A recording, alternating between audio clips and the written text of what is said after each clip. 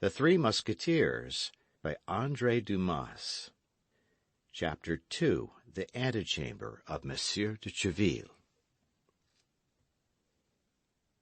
Monsieur de Troisville, as his family was still called in Gascony, or Monsieur de Treville, as he has ended by styling himself in Paris, had really commenced life as D'Artagnan now did, that is to say, without a sou in his pocket, but with a fund of audacity, shrewdness, and intelligence, which makes the poorest Gascon gentleman often derive more in his hope from the paternal inheritance than the richest Perigordian or Berrican gentleman derives in reality from his. His insolent bravery, his still more insolent success at a time when blows poured down like hail, had borne him to the top of that difficult ladder called court favor, which he had climbed 4 steps at a time. He was the friend of the king, who honored highly, as everyone knows, the memory of his father, Henry IV. The father of Monsieur de Treville had served him so faithfully in his wars against the League that in default of money, a thing to which the baronet was accustomed all his life, and who constantly paid his debts with that of which he never stood in need of borrowing, that is to say, with ready wit, in default of money, we repeat, he authorized him, after the reduction of Paris, to assume for his arms a golden lion passant upon gules, with the motto, Fidelis et Fortis. This was a great matter in the way of honor, but very little in the way of wealth, so that when the illustrious companion of the great Henry died, the only inheritance he was able to leave his son was his sword and his motto.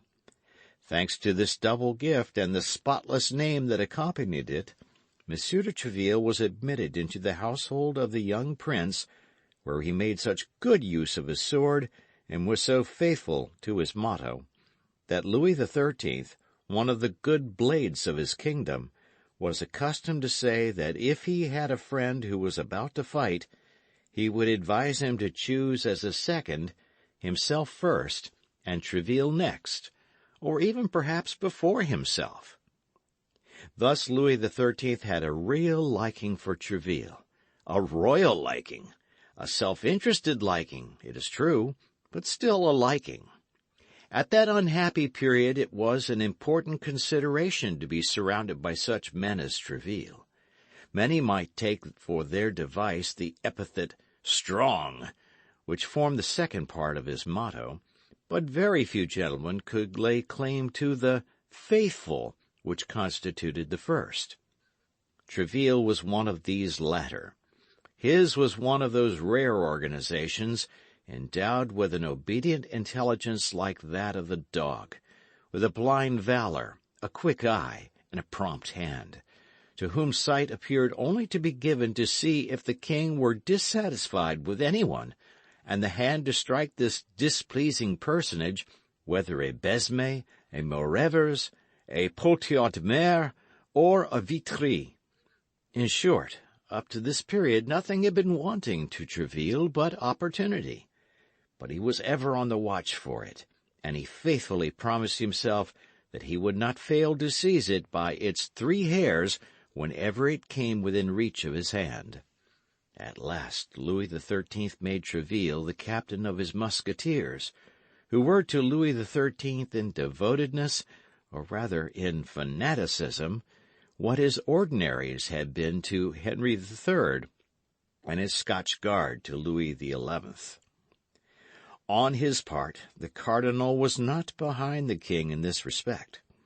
When he saw the formidable and chosen body with which Louis XIII had surrounded himself, this second, or rather this first king of France, became desirous that he too should have his guard. He had his Musketeers, therefore, as Louis XIII had his, and these 2 powerful rivals vied with each other in procuring, not only from all the provinces of France, but even from all foreign states, the most celebrated swordsmen. It was not uncommon for Richelieu and Louis XIII to dispute over their evening game of chess upon the merits of their servants. Each boasted the bearing and the courage of his own people. While exclaiming loudly against duels and brawls, they excited them secretly to quarrel, deriving an immoderate satisfaction or genuine regret from the success or defeat of their own combatants. We learn this from the memoirs of a man who was concerned in some few of these defeats and in many of these victories. Tréville had grasped the weak side of his master, and it was to this address that he owed the long and constant favor of a king who has not left the reputation behind him of being very faithful in his friendships. He paraded his musketeers before the Cardinal Armand du Plessis with an insolent air which made the grey moustache of his eminence curl with ire. Tréville understood admirably the war method of that period, in which he who could not live at the expense of the enemy must live at the expense of his compatriots. His soldiers formed a legion of devil-may-care fellows, perfectly undisciplined toward all but himself. Loose, half-drunk, imposing, the king's musketeers, or rather Monsieur de Tréville's, spread themselves about in the cabarets, in the public walks, and in the public sports, shouting, twisting their moustaches, clanking their swords, and taking great pleasure in annoying the guards of the cardinal whenever they could fall in with them. Then drawing in the open streets, as if it were the best of all possible sports. Sometimes killed, but sure in that case to be both wept and avenged. Often killing others, but then certain of not rotting in prison, Monsieur de Tréville being there to claim them. Thus Monsieur de Tréville was praised to the highest note by these men, who adored him, and who, ruffians as they were, trembled before him like scholars before their master, obedient to his least word, and ready to sacrifice themselves to wash out the smallest insult. Monsieur de Tréville employed this powerful weapon for the king, in the first place, and the friends of the king, and then for himself and his own friends. For the rest, in the memoirs of this period, which has left so many memoirs, one does not find this worthy gentleman blamed even by his enemies, and he had many such among men of the pen as well as among men of the sword. In no instance, let us say, was this worthy gentleman accused of deriving personal advantage from the cooperation of his minions. Endowed with a rare genius for intrigue, which rendered him the equal of the ablest intriguers, he remained an honest man. Still further, in spite of sword thrusts which weaken, and painful exercises which fatigue, he had become one of the most gallant frequenters of revels, one of the most insinuating ladies' men, one of the softest whisperers of interesting nothings of his day. The bonnes fortunes of de Tréville were talked of as those of Monsieur de Bassompierre had been talked of 20 years before, and that was not saying a little. The captain of the Musketeers was therefore admired, feared, and loved, and this constitutes the zenith of human fortune. Louis XIV absorbed all the smaller stars of his court in his own vast radiance, but his father, a son pluribus impar, left his personal splendor to each of his favorites, his individual value to each of his courtiers. In addition to the leaves of the king and the cardinal, there might be reckoned in Paris at that time more than 200 smaller but still noteworthy leaves. Among these 200 leaves, that of Tréville was one of the most sought. The court of his hotel, situated in the Rue de Vieux Colombier, resembled a camp from by 6 o'clock in the morning in summer and 8 o'clock in winter. From 50 to 60 musketeers, who appeared to replace one another in order always to present an imposing number, paraded constantly, armed to the teeth and ready for anything. On one of those immense staircases, upon whose space modern civilization would build a whole house, ascended and descended the office-seekers of Paris, who ran after any sort of favor, gentlemen from the provinces anxious to be enrolled, and servants in all sorts of liveries, bringing and carrying messages between their masters and Monsieur de Treville.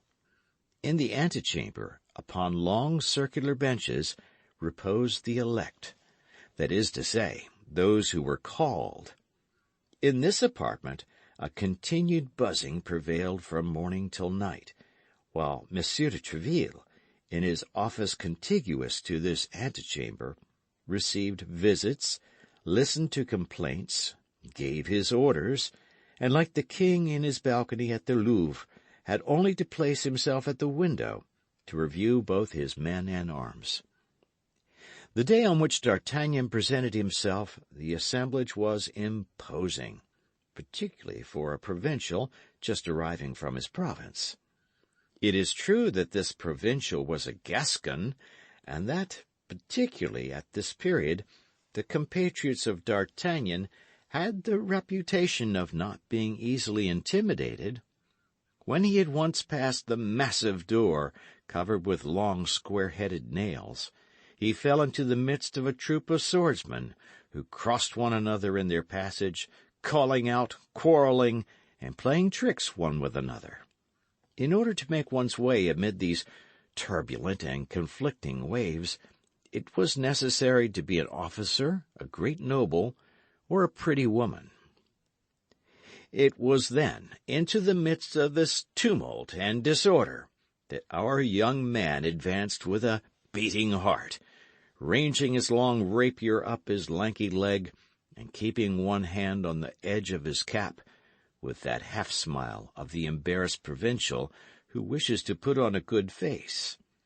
When he had passed one group, he began to breathe more freely, but he could not help observing that they turned round to look at him, and for the first time in his life D'Artagnan, who had till that day entertained a very good opinion of himself, felt ridiculous.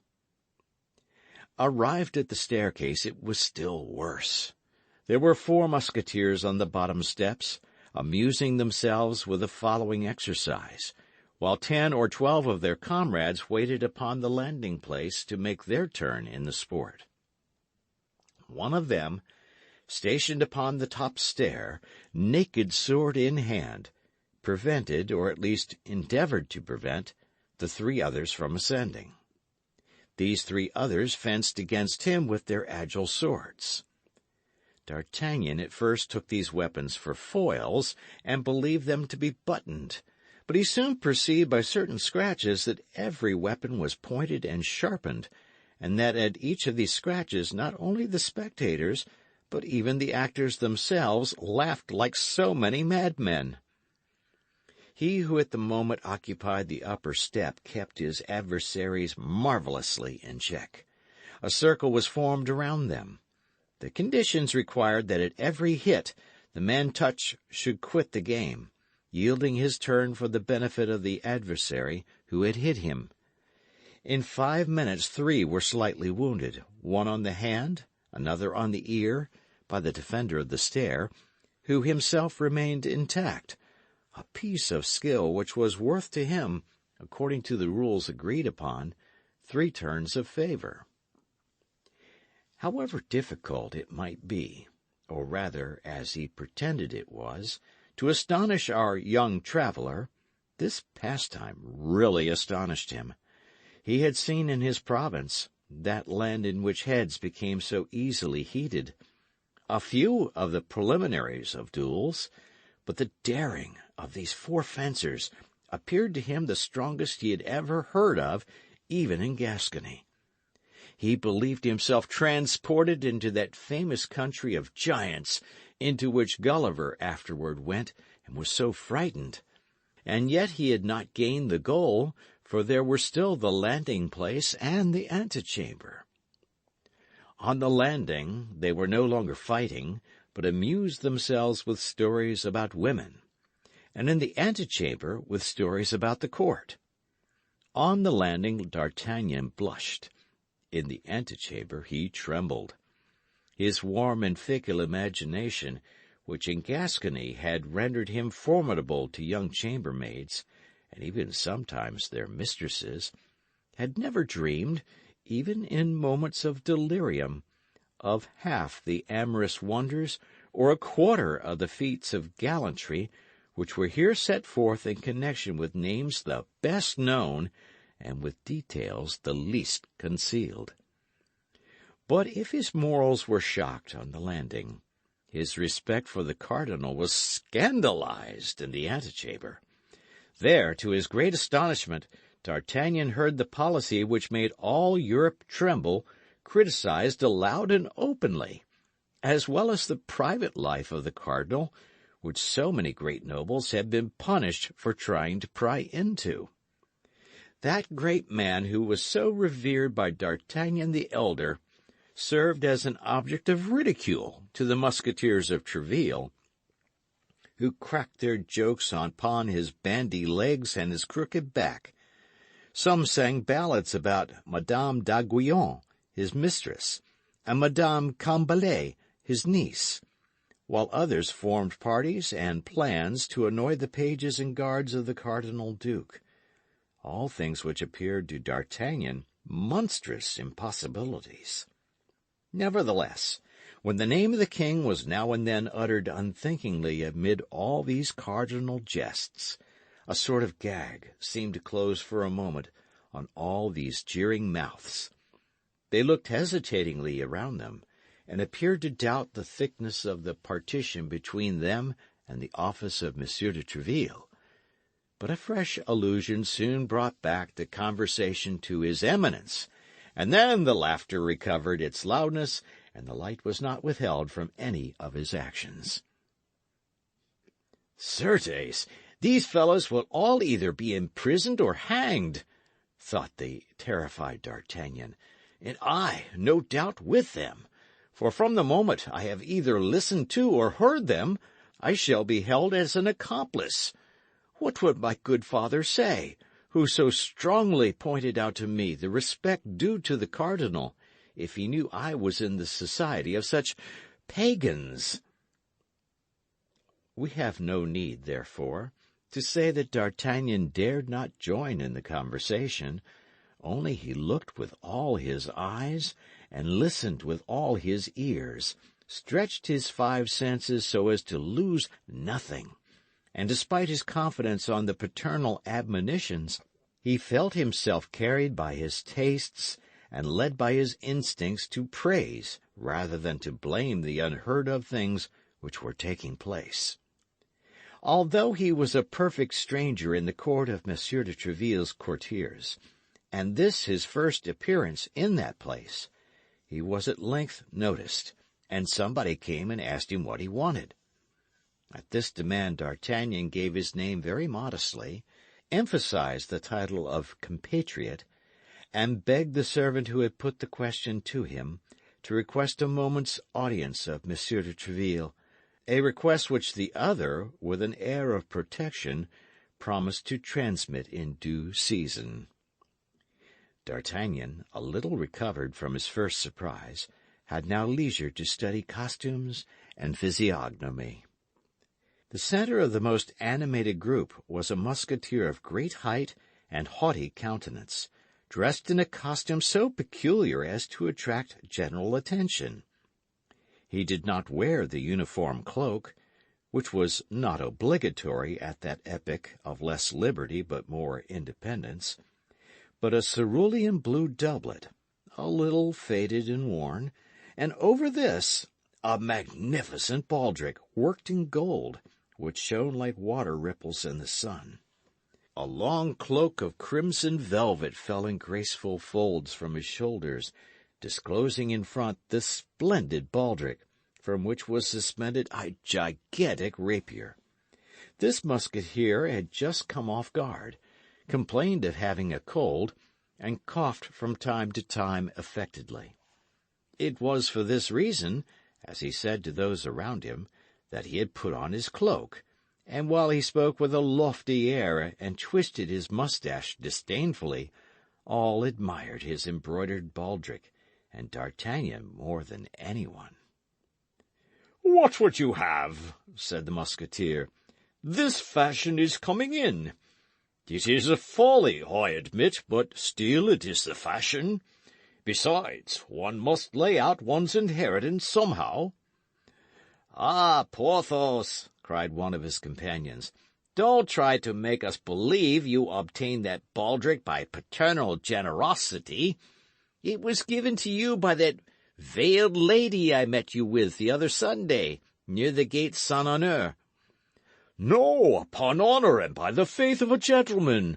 I bought it with the contents of my own purse," answered he whom they designated by the name Porthos. "Yes, about in the same manner," said another Musketeer, "that I bought this new purse with what my mistress put into the old one."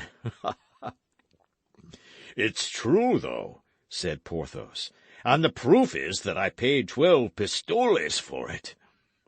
The wonder was increased, although the doubt continued to exist. "Is it not true, Aramis?" said Porthos, turning toward another Musketeer. This other Musketeer formed a perfect contrast to his interrogator, who had just designated him by the name of Aramis. He was a stout man, of about 22 or 23, with an open, ingenuous countenance, a black, mild eye, and cheeks rosy and downy as an autumn peach. His delicate moustache marked a perfectly straight line upon his upper lip. He appeared to dread to lower his hands lest their veins should swell, and he pinched the tips of his ears from time to time to preserve their delicate pink transparency. Habitually he spoke little and slowly, bowed frequently, laughed without noise, showing his teeth, which were fine and of which, as the rest of his person, he appeared to take great care. He answered the appeal of his friend by an affirmative nod of the head. This affirmation appeared to dispel all doubts with regard to the baldric. They continued to admire it, but said no more about it, and with a rapid change of thought, the conversation passed suddenly to another subject. "What do you think of the story Chalet's esquire relates?" asked another Musketeer, without addressing anyone in particular, but on the contrary speaking to everybody. "And what does he say?" asked Porthos in a self-sufficient tone. "He relates that he met at Brussels Roquefort, the âme damnée of the cardinal disguised as a Capuchin, and that this cursed Rochefort, thanks to his disguise, had tricked Monsieur de Laigle, like a ninny as he is." "A ninny, indeed," said Porthos. "But is the matter certain?" "I had it from Aramis," replied the Musketeer. "Indeed." "Why, you knew it, Porthos," said Aramis. "I told you of it yesterday. Let us say no more about it." "Say no more about it? That's your opinion," replied Porthos. "Say no more about it? Peste! You come to your conclusions quickly. What? The cardinal sets a spy upon a gentleman, has his letters stolen from him by means of a traitor, a brigand, a rascal, has, with the help of this spy, and thanks to this correspondence, Chalet's throat cut, under the stupid pretext that he wanted to kill the king and marry Monsieur to the queen? Nobody knew a word of this enigma. You unravelled it yesterday to the great satisfaction of all. And while we are still gaping with wonder at the news, you come and tell us today, let us say no more about it. "Well, then, let us talk about it, since you desire it," replied Aramis patiently. "This Roquefort," cried Porthos, "if I were the esquire of poor Chalet, should pass a minute or two very uncomfortably with me." And you would rather pass a sad quarter-hour with the Red Duke, replied Aramis. Oh, the Red Duke! Bravo, bravo! The Red Duke! Cried Porthos, clapping his hands and nodding his head. The Red Duke is capital! I'll circulate that saying, be assured, my dear fellow. Who says this Aramis is not a wit?